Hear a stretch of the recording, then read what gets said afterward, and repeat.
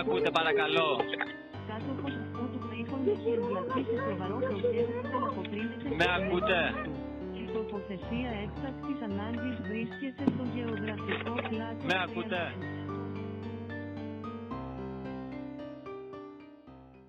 Γεια σας φίλες και φίλοι. Καλησπέρα. Καλώς ήρθατε σε ένα ακόμα βίντεό μας.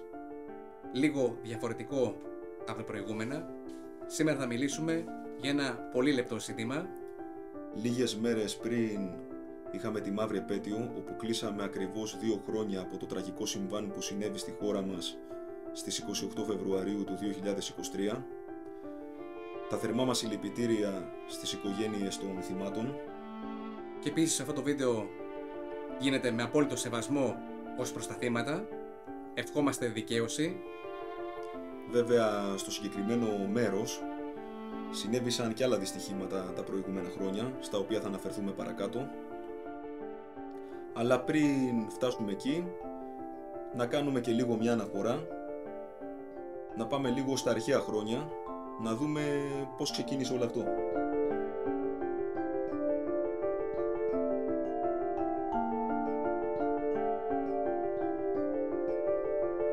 Κατά τη μυθολογία λοιπόν, ο θεός Ποσειδώνας και θεός της θάλασσας ήθελε να δημιουργήσει μία δίωδο ανάμεσα στον Όλυμπο και στην Όσα, ώστε τα νερά της λίμνης Νεσονίδος να φτάνουν στο Αιγαίο.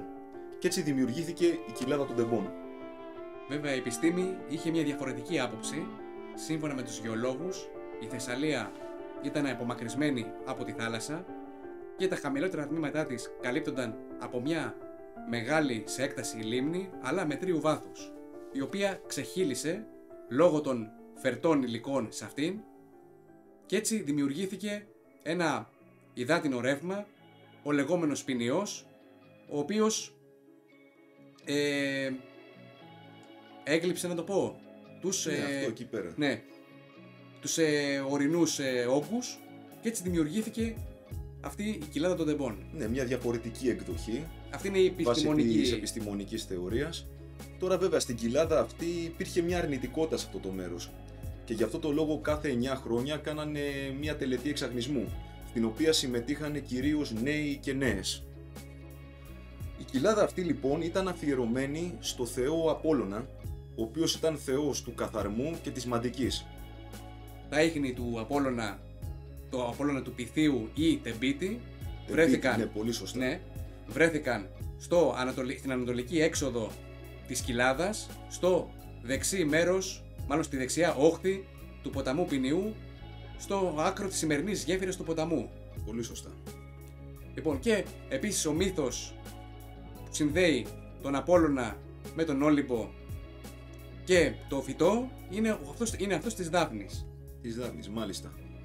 Τώρα, σε αυτό το συγκεκριμένο μέρος τι έγινε? Λένε ότι στην κοιλάδα των τεμπών εκεί πέρα κατέφυγε χαρακτηριστικά ένα μυθολογικό τέρας, ο λεγόμενος Πίθων, ο οποίος μάλιστα και κατέληξε στην κοιλάδα των τεμπών, ξεψύχησε εκεί πέρα, βαριά πληγωμένος από τα τραύματα του Απόλλωνα. Ο Απόλλων καταδίωξε τον Πίθωνα από τους Δελφούς μέχρι τα Τέμπη.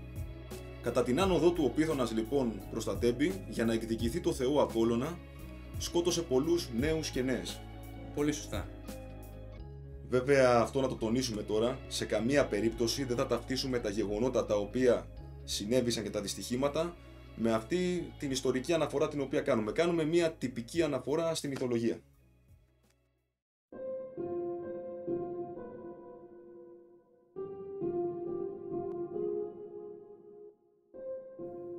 Στις 4 Οκτωβρίου του 1999 ήταν η μαύρη μέρα του αθλητισμού. Οι φίλαθλοι του ΠΑΟΚ, μετά από ισοπαλία με τον Παναθηναϊκό, Εντάξει, αυτό βέβαια αδιάφορη σημασία. Ναι, προφανώς, απλά το αναφέρουμε. Απλά το αναφέρουμε, ναι. Επέστρεφαν πίσω, ώσπου περίπου 2 χιλιόμετρα πριν από τα Τέμπη συγκρούστηκαν με φορτηγό που ερχόταν από το αντίθετο ρεύμα και φυσικά εκτροχιάστηκαν σε χαράδρα 8 μέτρων, ώσπου ανασύρθηκαν 7 νεκροί από αυτό το δυστύχημα. Και φυσικά η ΠΑΟΚ κάθε χρόνο τιμά τους νεκρούς της. Ναι. Άλλο συμβάν το οποίο είναι και αυτό αρκετά γνωστό, το το 2003. Στις 13 Απριλίου του 2003 ήταν Κυριακή απόγευμα και θυμάμαι χαρακτηριστικά ήμουνα σπίτι και είχε σοκαριστεί και η δική μου. Έβαλε ξαφνικά έκτακτο δελτίο στις ειδήσεις και είπαν ότι έγινε ένα άσχημο τροχαίο στα Τέμπη, το οποίο, αυτό κι αν ήταν τραγικό, μετέφερε μαθητές από σχολική εκδρομή που είχαν έρθει στην Αθήνα και επιστρέφανε στον τόπο κατοικίας τους. Και στο ύψος, στο συγκεκριμένο ύψος, εκεί στα Τέμπη, συγκρουστήκανε πλαγιομετωπικά με φορτηγό το οποίο κινούνταν και αυτό στο αντίθετο ρεύμα, το οποίο ερχόταν από τον προβατόνα Εύρου και μετέφερε και νοβοπάν. Ναι. Από την πλαγιομετωπική σύγκρουση λοιπόν χάσαν ακαριά τη ζωή τους 21 μαθητές και αρκετοί τραυματίες. Σίγουρα οι συνθήκες ήταν τραγικές. Ήταν σοβαρό αυτό που έγινε. Θυμάμαι δηλαδή μέχρι αργά το βράδυ προσπαθούσαν τα σωστικά συνεργεία να ανασύρουν νεκρά παιδιά και τραυματισμένα παιδιά. 49 παιδιά ήταν. Ναι, θυμάμαι καλά. Τόσο, ναι. Και ήταν και αυτό ένα γεγονός το οποίο μαύρισε αρκετά τη μνήμη μας. Έχει χαραχτεί γι' αυτό. Και αν κάνω λάθος, ο οδηγός του λεωφορείου αθωώθηκε, ενώ ο οδηγός της Τιτανίκας καταδικάστηκε σε κάθριξη 15 ετών. 15 ετών. Αυτό, μέχρι που καταλήγουμε και στο τελευταίο συμβάν που έγινε τώρα πριν 2 χρόνια, το Φλεβάρι του 2023. Με τους 57 νεκρούς. Με τους 57 νεκρούς. Εδώ πέρα, όσο προχωράνε τα χρόνια, τέλος πάντων. Αυξάνονται νεκροί. Ναι, αυτό ήταν ακόμα πιο τραγικό. Ήταν το πιο τραγικό βασικά στην Ελλάδα. Αυτό.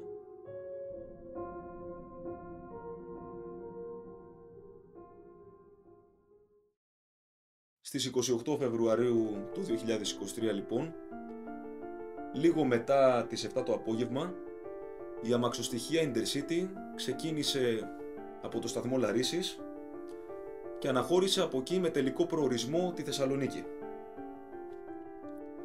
Τώρα, αργότερα έκανε μία στάση στο Παλαιοφάρσαλο, λίγο πριν τη Λάρισα, και μετά εκεί συνέβη το μοιραίο εγκληματικό λάθος.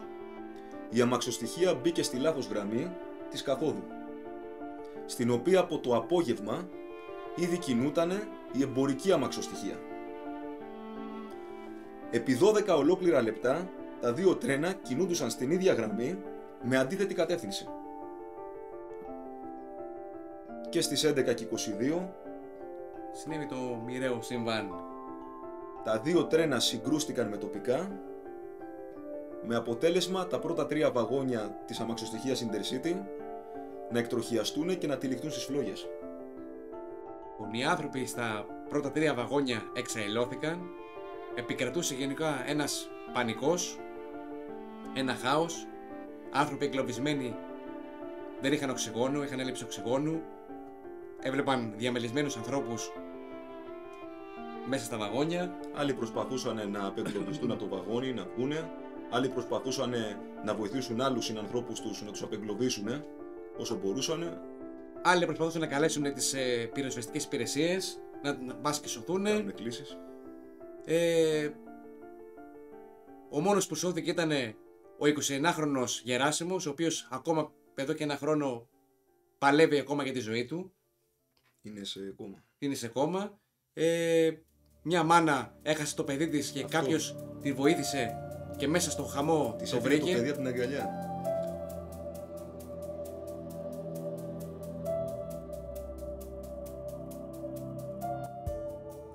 Η αιτία τώρα που έγινε όλο αυτό, εδώ πέρα είναι λίγο διαφορετικό αυτό το γεγονός από τα προηγούμενα δυστυχήματα που γίνανε. Δεν ήταν ένα ατυχές γεγονός, εδώ πέρα ήταν καθαρά από αμέλεια έγινε όλο αυτό. Δεν υπήρχαν οι κατάλληλες υποδομές, δεν υπήρχαν συστήματα ασφαλείας, δεν υπήρχε τηλεδιοίκηση, πολύ βασικό. Τα φωτοσύγματα δεν λειτουργούσαν, υπολειτουργούσαν βασικά. Ήταν κόκκινα, αλλά κανένας δεν έδωσε καλή σημασία. Πολύ κακή συνεννόηση, ανευθυνότητα μεγάλη, και γι' αυτό το λόγο έγινε αυτό το τρομερό συμβάν, αυτή η τραγωδία η άσχημη.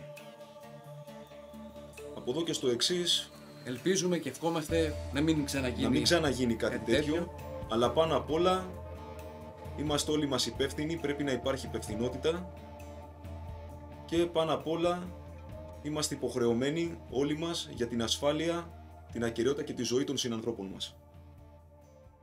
Εγώ δεν έχω να προσθέσω κάτι άλλο. Να κλείσουμε κάπου εδώ πέρα. Οπότε αυτό, παιδιά, ήταν το βίντεο μας για σήμερα. Και θα ξαναεπιστρέψουμε με καινούργια βίντεο. Αυτά. Κάποια άλλη στιγμή. Κάποια άλλη στιγμή.